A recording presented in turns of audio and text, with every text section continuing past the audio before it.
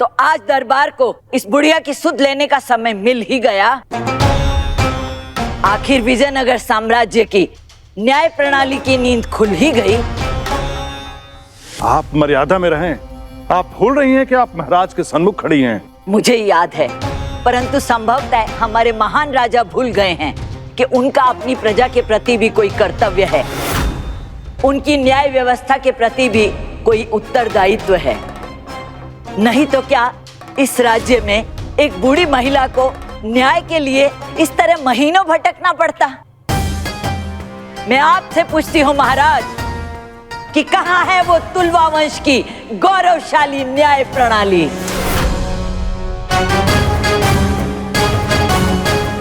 जहां पीड़ित के घाव सूखने से पहले उसे न्याय मिल जाया करता था।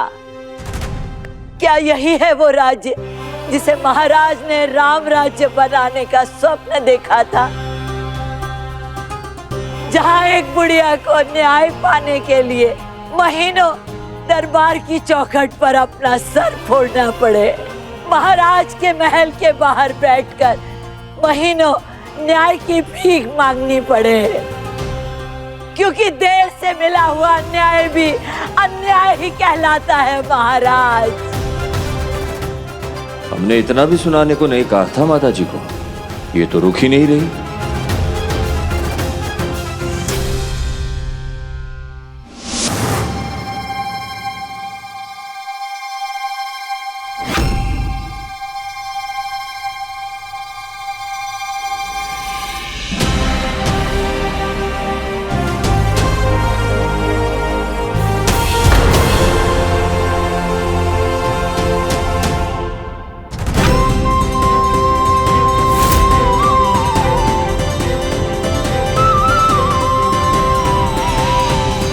ये आप क्या कर रही हैं अम्मा?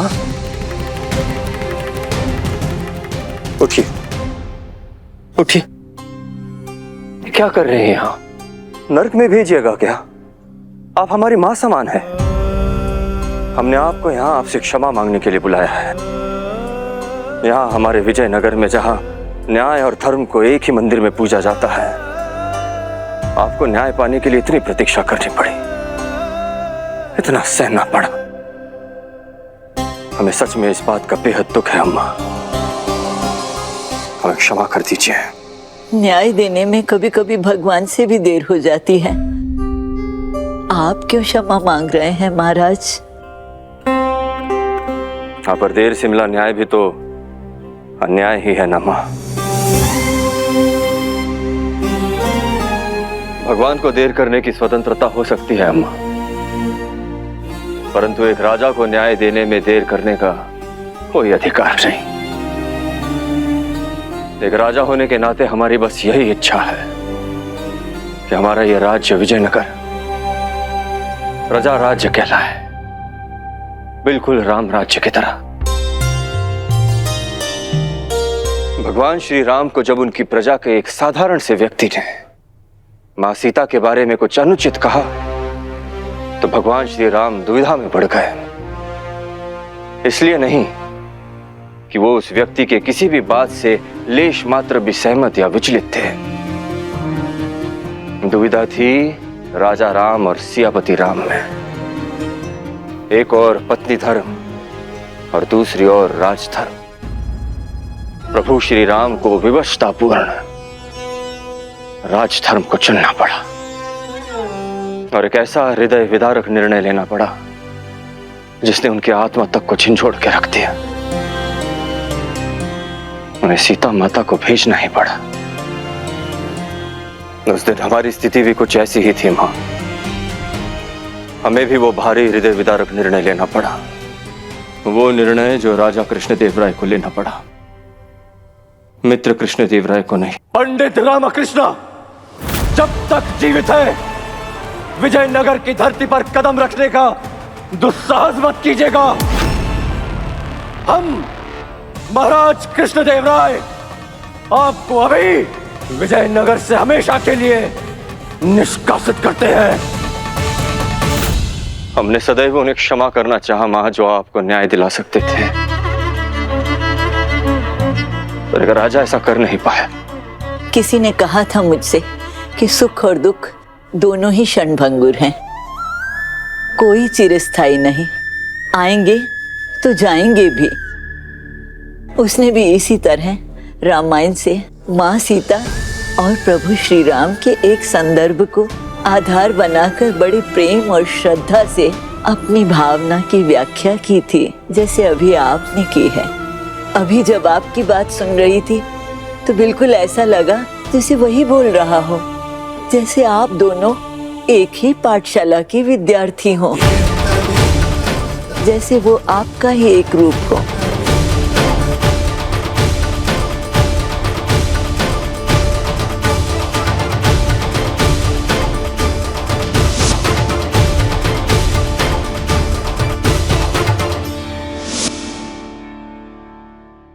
क्या ये वही व्यक्ति था जो उस रात आपके साथ महल के द्वार पर बैठा आपसे वार्तालाप कर रहा था? जी महाराज, मैं उसी व्यक्ति की बात कर रही हूँ।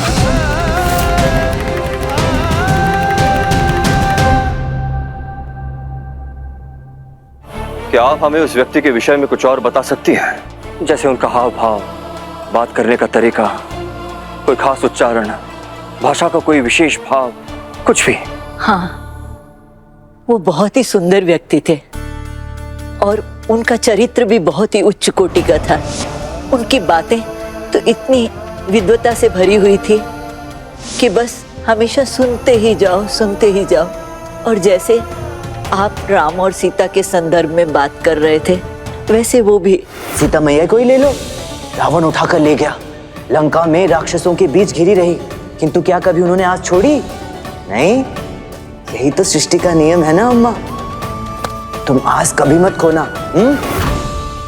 हमें विश्वास है माँ कि अब आपको न्याय के लिए और प्रतीक्षा नहीं करनी पड़ेगी।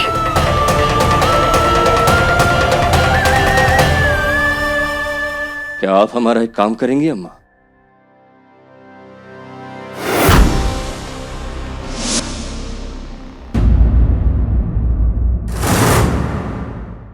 मुझे पता है आज भी कोई ना कोई बहाना बनाकर मुझे टाल दिया जाएगा। आज भी मुझे यहाँ से खाली हाथ ही जाना पड़ेगा। आज भी मुझे इस दरबार की चौखट से कोई न्याय नहीं मिलने वाला। न्याय होगा।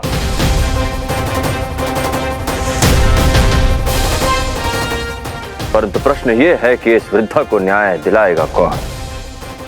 कौन रखेगा इनका पक्ष दरबार के सामने? कौन लेगा ये दायित्व? न्याय होगा और अब ये कार्य करेंगे आप, आचार्य तथाचार्य जी। हम ये फंस गया बुढ़ा।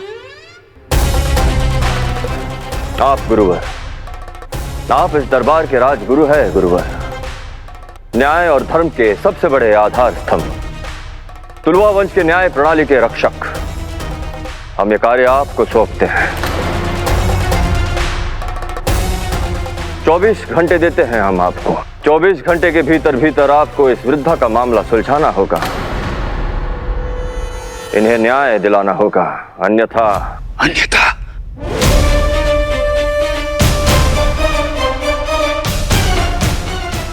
जैसे पंडित रामकृष्ण के साथ हुआ वैसा ही यहां दरबार में उपस्थित सभी मंत्रियों के साथ होगा।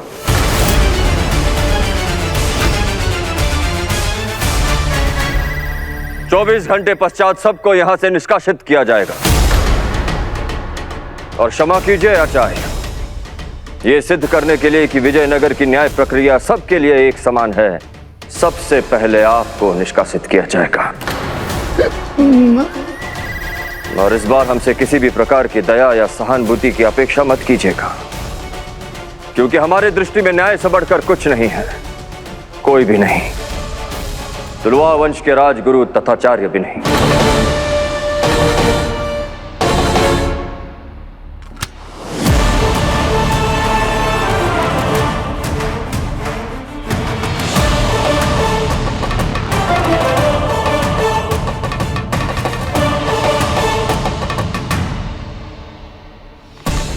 चौबीस घंटे आचार्य, या तो इस विषय का समापन कीजिए या फिर ये दरबार, ये पद, ये औहदा सब छोड़ने के लिए तैयार रहिए। 24 घंटे। पंडित रामाकृष्ण को पकड़ने के लिए महाराज का जाल अच्छा है। अगर रामा जीवित है और भूत का खेल रच के यहाँ विजयनगर में उपस्थित है तो आपके लिए यह अच्छा संकेत नहीं है महामंत्री तिमारुशु जी।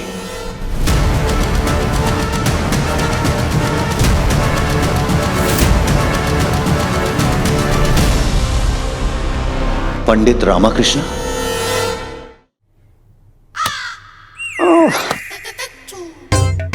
समय का खेल, मुसीबतों का रेल पेल, कहीं प्रेत के प्रतिशोध की कहानी तो कहीं राजा की जानलेवा चेतावनी। ये सारे दुष्ट ग्रह हमारे ही पीछे पड़ने थे। लकड़ियों का इंतजाम कर लूं? क्यों? चिंता चिता समान होती है ना, चिता पे ही लेट जाइए।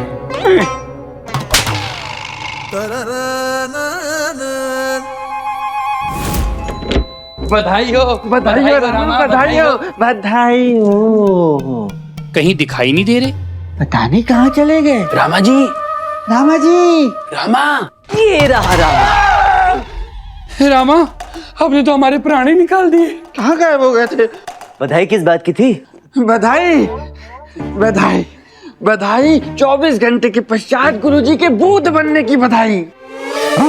24 घंटे के भीतर यदि बुढ़िया का मामला नहीं निपटाया गया तो महाराज उन्हें निपटा देंगे। जो हाल आपका हुआ है वही हमारे बुढ़ऊ का होगा। हाँ, यही चेतावनी महाराज ने दी है गुरुजी को, वो भी भरे दरबार में। क्यों मनी? हाँ धनी।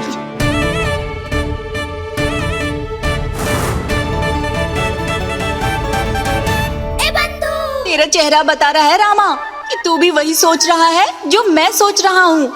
बिल्कुल सही समझा मेरे प्यारे बंधु। मूल्य अवसर का नहीं, उसका लाभ उठाने वाले का होता है। अब हमें इस अवसर का भरपूर लाभ उठाना है। सही कहा। आचार्य ने जो भूत के भय से भी स्वीकार नहीं किया, अब महाराज की चेतावनी की इस तलवार से अवश्य स्वीकार करेंगे। हाँ, ये किससे बात कर रहे हो रामा? स्वयं से। वो करता हूँ कभी कभी मैं स्वयं से बातें। आप दोनों मेरी बातें ध्यान से सुनिए। आपका अगला कार्य ये है कि आपको गुरुवर के पास जाना है और उनसे ये कहना है कि उनकी इस समस्या में उनकी सहायता मैं करूंगा।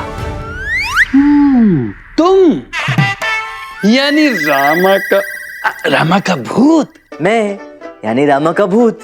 किंतु उसके लिए सबसे पहले उनसे सत्य उगलवाना आवश्यक है और उसके लिए उन्हें एक अंतिम खुराक देनी पड़ेगी। खुराक? अर्थात हमारे गुरुजी को सहायता लेने के लिए अंततः रामा के भूत के समकक्ष आना ही होगा। अन्यथा महाराज के क्रोध का प्रकोप झेलना पड़ेगा बुढ़े को, नहीं तो बुढ़ऊ निष्कासित कर दिए जाएंगे। और ये सब ना हो उसके लिए गुरुवर को यहाँ अंदर आना ही पड़ेगा। अर्थात तुम हमारे बुढ़ऊ को और डराओगे? गुरुजी को डराओगे? डराओ डराओ।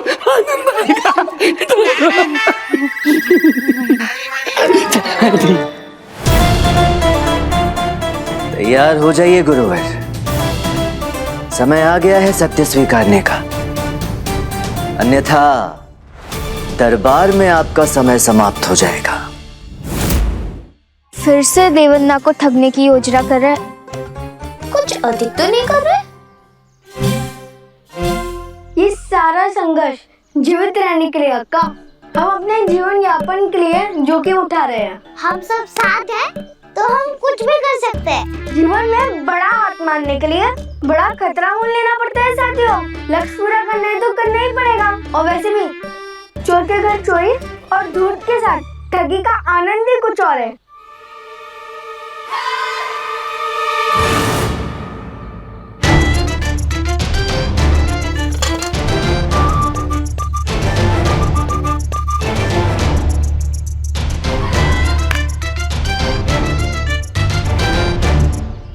आ गया कंजूस, अब आएगा खेल में आनंद।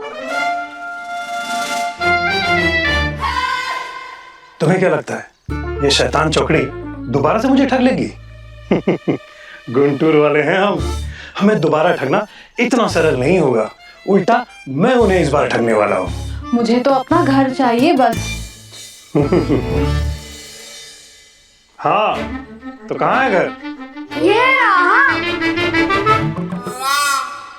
ये घर है? ये तो निराजर है, सारा समय नष्ट कर दिया। चलो जी, चलो चलो। अरे रुकिए, अब झुनझुने के मूल्य में आपको झुनझुने बेचने का पूरा प्रतिष्ठान चाहिए, तो ऐसे थोड़ी चलता है। थोड़े से मरम्मत की तो आवश्यकता है, तभी तो मौसी जी इतने कम मूल्य में बेच रही है। यूँ? हाँ। इस घर की मरम्मत? जितने में इस जर्जर घर की मरम्मत होगी उतने में नया घर आ जाएगा। चलो जी। उसके लिए अलग से छूट है। नहीं नहीं, हमें नहीं चाहिए। चलो जी, चलो चलो। बहुत लज्जा अनुभव होती है। झोपड़ी ही क्यों ना हो, अपना घर तो अपना घर ही होता है ना। और इतने अच्छे क्षेत्र में अपना घर मिल रहा है, हो सकता है भगवान स्वयं ये घर हमें उपहार के रूप में देने आ रहे हैं। फिर आप क्यों आनाकानी करते हैं? ले लीजिए ना। अरे सोचो मत, ले लो ले लो, इसी में ही बुद्धिमानी है। ठीक है, बताओ कितनी छूट दोगे इस घर के मूल्य पर? इसकी लंबाई जितनी? नहीं। फिर इतनी? नहीं। इतनी? नहीं। तो फिर इतनी? ये बात अब सही नापा ना आपने, इतनी छूट मिल जाएगी। ठीक है ठीक है, चलो सौदा पक्का। पक्का पक्का पक्का पक्का पक्का। हाँ। अभी तो बात पक्की हुई है, बाद में मुकर तो नहीं जाओगे ना? अरे नहीं नहीं, हम गुंटूर वाले हैं। एक तो हम किसी को कुछ देते नहीं, और अगर दे देते हैं तो फिर मुकरते नहीं। जबान दी है, मैं अपनी धर्मपत्नी की शपथ खाता हूँ कि मैं मुकरूंगा नहीं। जाओ जल्दी से मौसी को ले आओ, ताकि हम स्वामी अधिकार पत्र की औपचारिकता को पूरी कर सकें। अब खेद है, किंतु लिखा पढ़ी तो अभी नहीं हो सकती। क्यों नहीं हो सकती? अरे मौसी नहीं है ना, इसीलिए नहीं हो सकती। नहीं है मतलब यहाँ अभी घर पे नहीं है। तो कहाँ गई? गुंटूर गई है। गुंटूर गई है? हाँ, गुंटूर। हम भी गुंटूर वाले हैं, हमें कोई ठग नहीं सकता।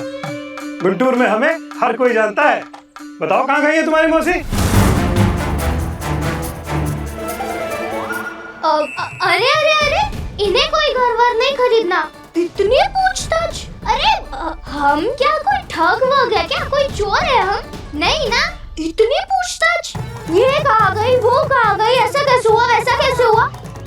हमें नहीं बेचना है इन्हें कोई घर वर, ऐसा थोड़ी होता है। और नहीं तो क्या, बहुत ही घूम रहे हैं इस घर को खरीदने वाले। चलो चलो, हमें नहीं बेचना है। हाँ। चलो।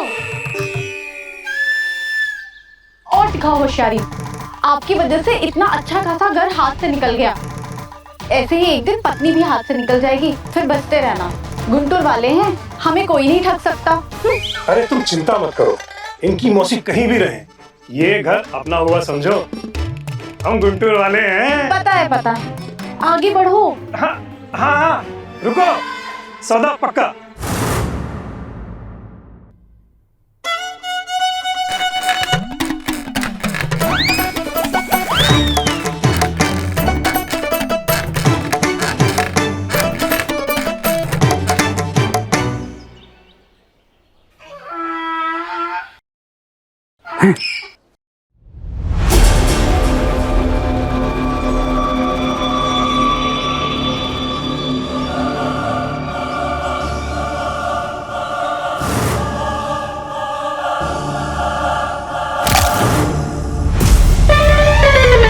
बोटी नोचकर खा जाऊंगा।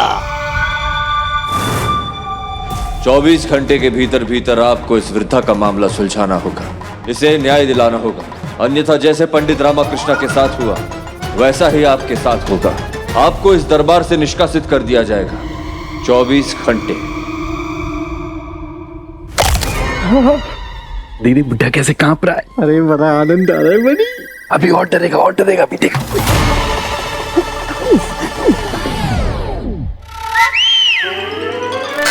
यहाँ पंडित रामाकृष्ण के भूत का भय, वहाँ महाराज की चेतावनी का प्रलय। फंस गए हम तो। अब जाएं तो जाएं कहाँ? गुरुजी, अगर सदा सर्वदा के लिए विजयनगर से बाहर नहीं जाना चाहते हो तो एक बार तो घर के भीतर जाना ही होगा। क्यों मनी? हाँ धनी।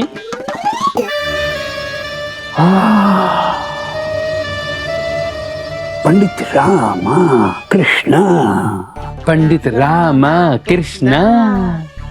हाँ।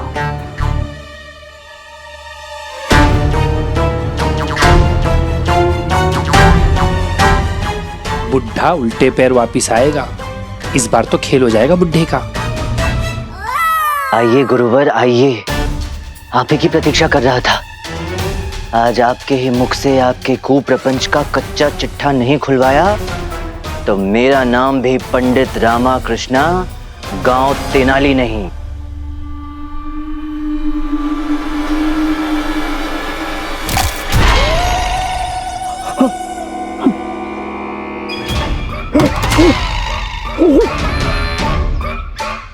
नहीं, हम नहीं जाएंगे भीतर, बिल्कुल नहीं जाएंगे भीतर। अरे ये क्या कर दिया बैल बुद्धि, अब तो डर के मारे और भी भीतर आने से रहे ये क्या करेगा हमारी सहायता, ये क्या करेगा हमारी सहायता है? वो तो स्वयं दिशाहीन घूम रहा है। जो अपराध हमने किया नहीं उसका प्रतिशोध देना चाहती है इसकी मूर्ख आत्मा। बताइए, बिना कारण कच्चा चबा जाना चाहता है ये पंडित रामाकृष्णा का बच्चा। ये भी कोई बात हुई? हाँ, जब तक हमारे प्राण नहीं ले लेगा चैन की सांस नहीं लेगा ये। अब क्या करेगा रामा, ये सारी योजना ही चौपट हो गई। अरे ऐसे कैसे चौपट हो सकती है? तो देखना, बूढ़ी अम्मा से पहले मेरा मामला सुलझेगा। प्रभु प्रभु, शेर शेर शेर, आज तो ये भी नहीं दिखाई दे रहे। प्रभु किसी भी रूप में आके हमारी सहायता कीजिए। धनी मनी, रामा गुरुजी संकटों से पूरी तरह घिर चुके हैं, अब उनको केवल तुम्हारी मदद चाहिए। गुरुजी को डरा धमका के सारी संपत्ति अपने नाम लिखवा लो। अरे क्या संपत्ति संपत्ति संपत्ति नहीं चाहिए, सत्य उगलवाना है और वो मैं उगलवा कर रहूंगा।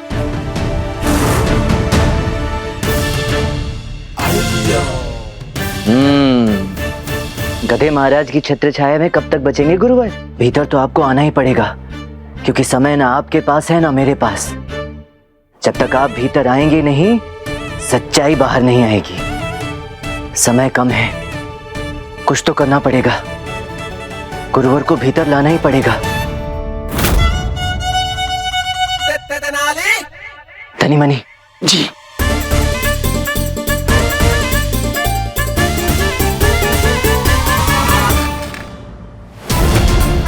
मुझे आज किसी भी हालत में अपने साथ हुए प्रपंच की सच्चाई गुरुवर से निकालनी ही होगी।